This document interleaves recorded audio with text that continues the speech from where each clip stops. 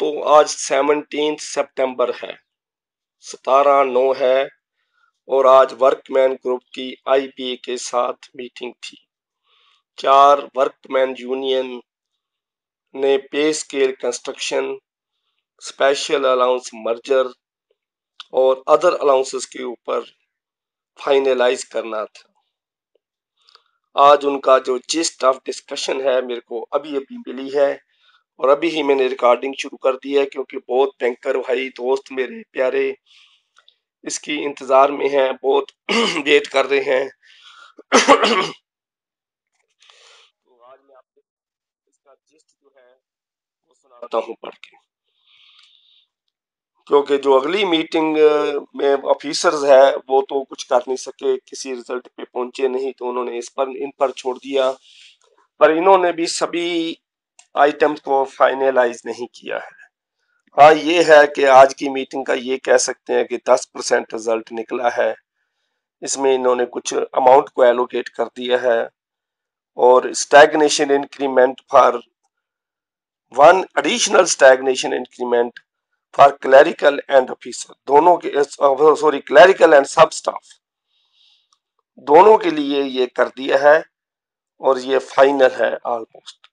आज मैं आपको मेन उनके पॉइंट बताता हूँ। सबसे पहले तो ये है कि 17/9 की बातचीत जो वर्कमैन ग्रुप की थी, तो कौन 4 यूनियन थी?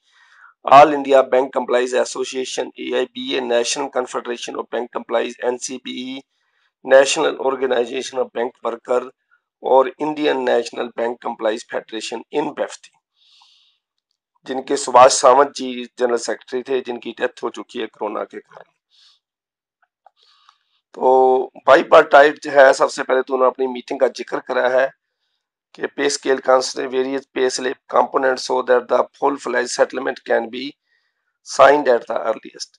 A preliminary round of meeting of the working group for workmen was held on 20th August 2020. This was followed by further discussion. 2-4 meeting हो चुकी हैं, उसका जिक्र उन्होंने करा है। IBA was represented by chairman of the working group Shri Rakesh Sharma, MD and CEO, Shri Gopal Murari Bhagat, Shri chief executive. चलो ये ऑफिसर्स के नाम हैं। अब आते हैं जिस्ट ऑफ डिस्कशंस पर, क्या बात हुई है, जिसका बैंकर भाइयों को इंतजार है, क्योंकि पहले ही मामला बहुत लटका हुआ है, 3 साल होने को है। कॉस्ट ऑफ वेज रिवीजन, सबसे पहले इन्होंने काम कराया for workman ₹3385 crore out of the total of 7898 crore. 7898 crore में से 3385 करोड़ क्लरिकल स्टाफ एंड सब स्टाफ के लिए रखा गया है।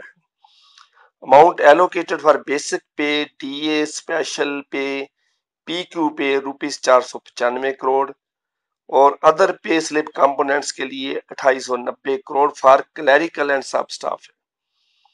टोटल 3385 करोड़ है क्लरिकल एंड सब, बाकी रिमेनिंग अमाउंट जो है वो ऑफिसर्स के लिए है।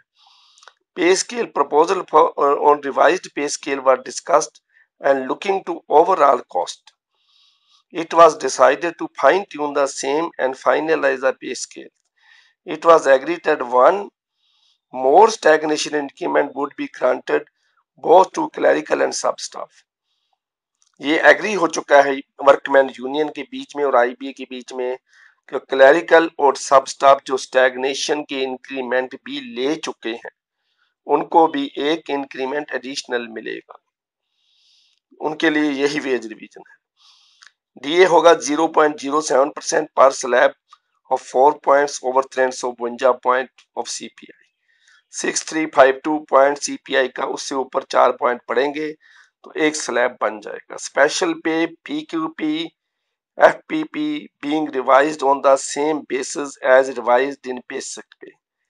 जब बेसिक पे रिवाइज होगी तो स्पेशल पे, पर्सनल क्वालिफिकेशन पे, फिक्स्ड पर्सनल पे, ये तीनों चीजें रिवाइज हो जाएंगी बेसिक पे के साथ। स्पेशल अलाउंस के बारे में ऐसे है, देखिए उन्होंने क्या कहा है।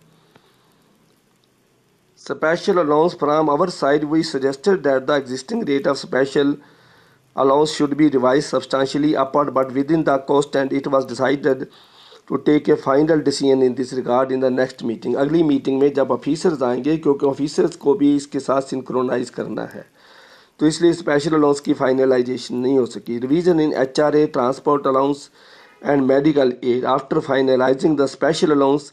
स्पेशल अलाउंस जब फाइनलाइज हो जाएगा तो इसके बाद जो 3 अलाउंस हैं, house rent allowance, transport allowance and medical aid to workman staff, ये भी रिवाइज हो जाएगा। इसको बाद में रिवाइज करा जा सकता है। Non financial items, non financial item का मतलब रेजिडुअल इशू जो है, जैसे चाइल्ड केयर लीव है, प्रेगनेंसी लीव है, सबैटिकल लीव्स है, स्टडी लीव है, C leave, current earned leave, half pay leave, ऐसे ऐसे कैसे हो सकता है, उसके बारे में उन्होंने क्या चर्चा करी है। लेकिन वर्कमैन यूनियन ये कह रही है, चारों यूनियन ये कह रही हैं कि IBA को हमने दोबारा याद करवाया और IBA ने ये कन्फर्म कर दिया कि जो हमारा एग्रीमेंट पहले हुआ है वही हम उसी पर एग्री करते हैं।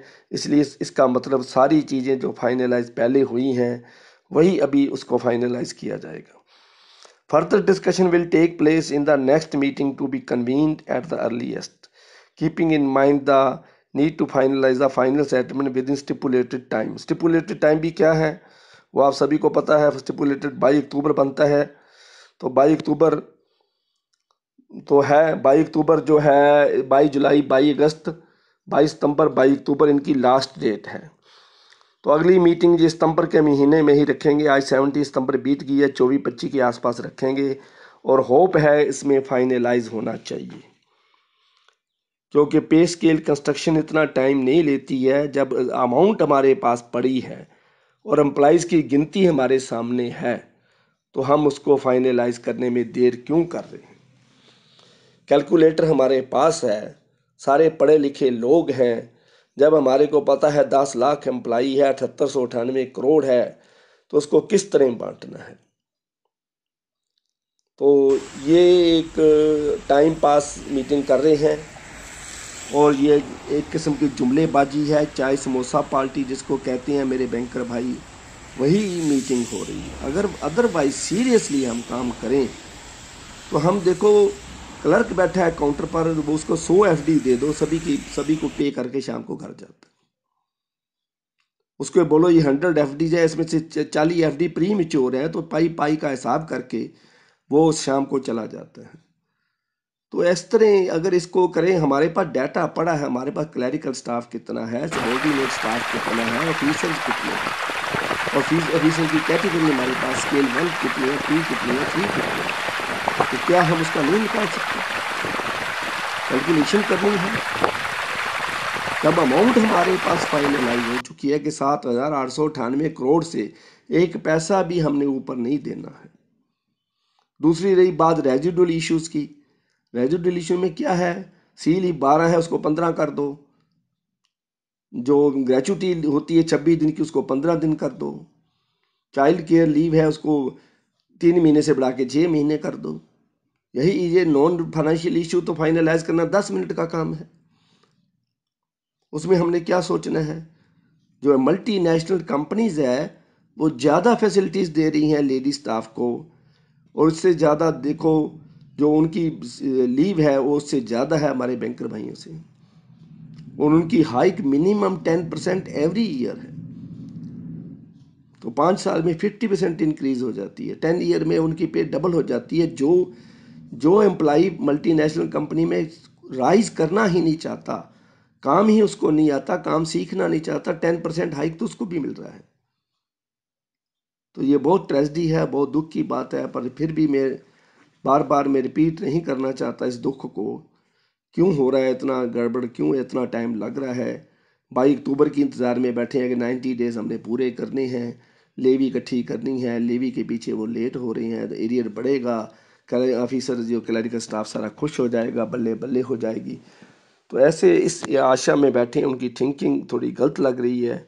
नहीं तो ये 10 मिनट का काम था, आज फाइनल होना चाहिए था। चलो दोस्तों, ये इतनी सी इन्फॉर्मेशन आज मैंने शेयर करी आपके साथ, जो मेरे को रिपोर्ट मिली है। और मुझे आशा है कि वीडियो को शेयर करोगे, लाइक करोगे, सब्सक्राइब का बटन जरूर दबाओगे भाइयों।